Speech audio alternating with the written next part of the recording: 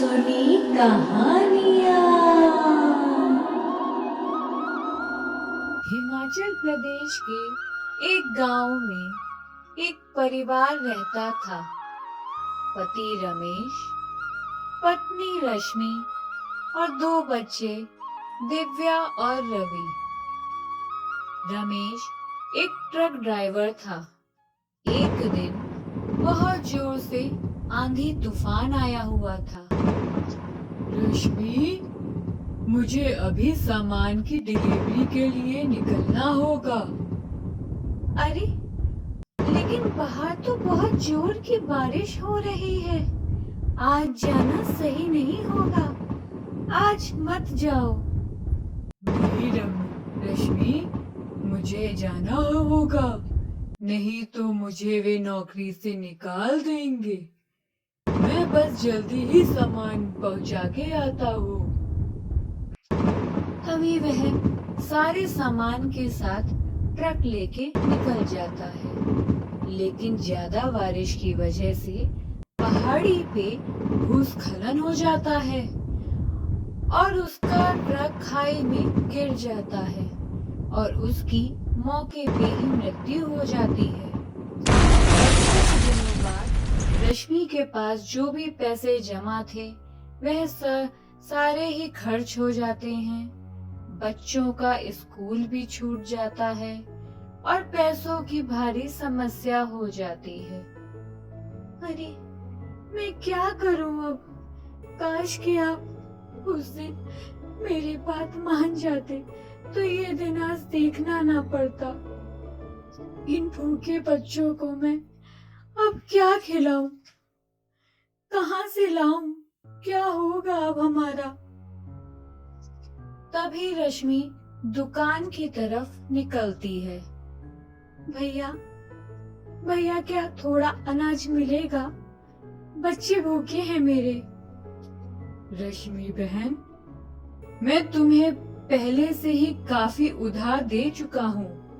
अब ऐसे ही तुम्हें उधार देता रहूंगा तो मैं तो सड़क पे आ जाऊंगा। और अब मेरी दुकान पे तुम ना ही आओ तो ही अच्छा है। और हाँ, ये 10 रुपए का मैगी का पैकेट है। आज का गुजारा इससे ही कर लो और कल से कोई काम ढूंढ लो, वरना ऐसे तो तुम और तुम्हारे बच्चे भूखे मर जाएंगे। रश्मि वह एक 10 रुपए वाला मैगी का पैकेट लेके घर आ जाती है और दोनों बच्चों के लिए वह मैगी बनाती है। वाह मम्मी, ये मैगी तो बड़ी ही टेस्टी बनाई है। आपने सच में आज तो मैगी खा के मजा ही आ गया। क्यों ना मैं मैगी का व्यापार शुरू कर दूं? अगर मैं 10 रुपए की मैगी 20 रुपए में बेचूंगी तो कम से कम मैं और मेरे बच्चे भूखे तो नहीं मरेंगे। और यहाँ तो बहुत सारे पर्यटक घूमने आते हैं और इन पहाड़ों में तो मैगी खाने का अपना ही मजा है। और मैगी छोटी मोटी भूख को भी मिटा देती है। मुझे ये व्यापार जल्द से जल्द शुरू करना हो चाहिए। लेकिन मुझे कम से कम कुछ मैगी का बंदोबस्त करना होगा। मैं क्या करूं अब? एक काम करती हूँ, ये कुर्सी बेच देती हूँ। वैसे भी ये इस्तेमाल भी नहीं होती है। हाँ, यही ठीक रहेगा। इसी को ही बेच देती हूँ और कुछ मैगी का बंदोबस्त भी कर लेती हूँ। अगले दिन रश्मि वह कुर्सी कबाड़ी वाले के पास जाके बेचने के लिए जाती है। भैया, ये कुर्सी का कितना दाम मिलेगा? ये तो बहुत पुरानी लगती है, 80 रुपया ठीक रहेगा। भैया, लेकिन 80 रुपए तो बहुत कम है। कुर्सी टूटी भी नहीं है, बिल्कुल ठीक ही है। कम से कम 120 तो मिलना ही चाहिए।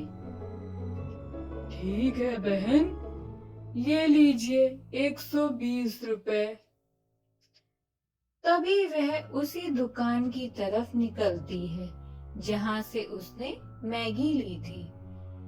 भैया, ये लीजिए 100 रुपए, इन सब की मैगी दे दीजिए और ये 20 रुपए का थोड़ा सा राशन भी।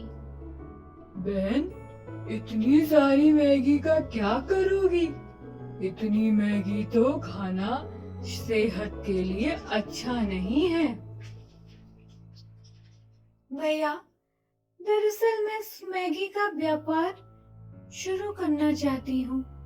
बस दुआ करो कि मेरा व्यापार चल जाए और आपका उधार भी मैं चुका सकूं। ये तो बहुत अच्छा सोचा बहन तुमने।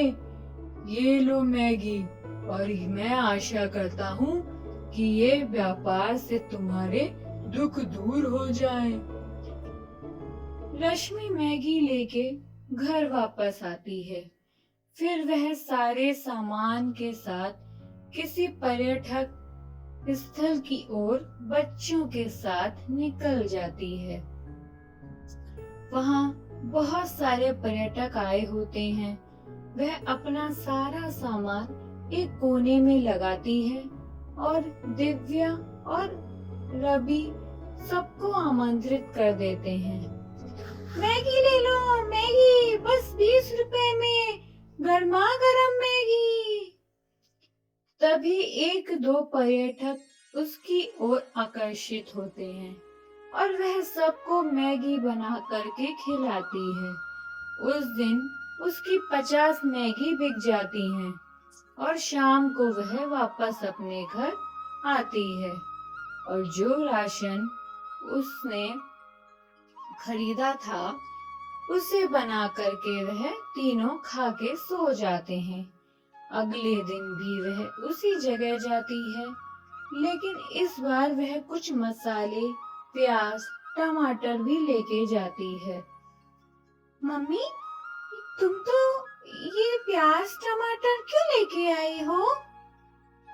हम सादा मैगी 20 रुपए में बेचते हैं, तो क्यों ना मैं इसको थोड़ा फ्राई करके बेचूं और उसका दाम 30 रुपए कर दूं। तभी दिव्या और रवि आमंत्रित करते हैं। सादा मैगी 20 रुपए में, मसाला मैगी 30 रुपए में, गर्मा गर्म मैगी। उस दिन काफी सारे पर्यटक आए और किसी ने सादा मैगी, तो किसी ने मसाला मैगी और किसी ने खूब सारी मैगी खाई और उसकी ये सारी मैगी उस दिन बिक गई। ऐसे ही हर दिन वह जाके मैगी बेचा करती। उसने अपने व्यापार से जो भी कर्ज थे उन्हें भी चुका दिया और अपनी मैगी के साथ वह अब चाय, ऑमलेट और सैंडविच भी बेचने लगी थी। ऐसे ही उसके दुख अब दूर हो गए थे और उसने अपने बच्चों को अब स्कूल भी भेजना शुरू कर दिया था। तो इस तरह से हमें कभी भी हार नहीं मानना चाहिए, मुश्किलों में भी डटकर सामना करना चाहिए।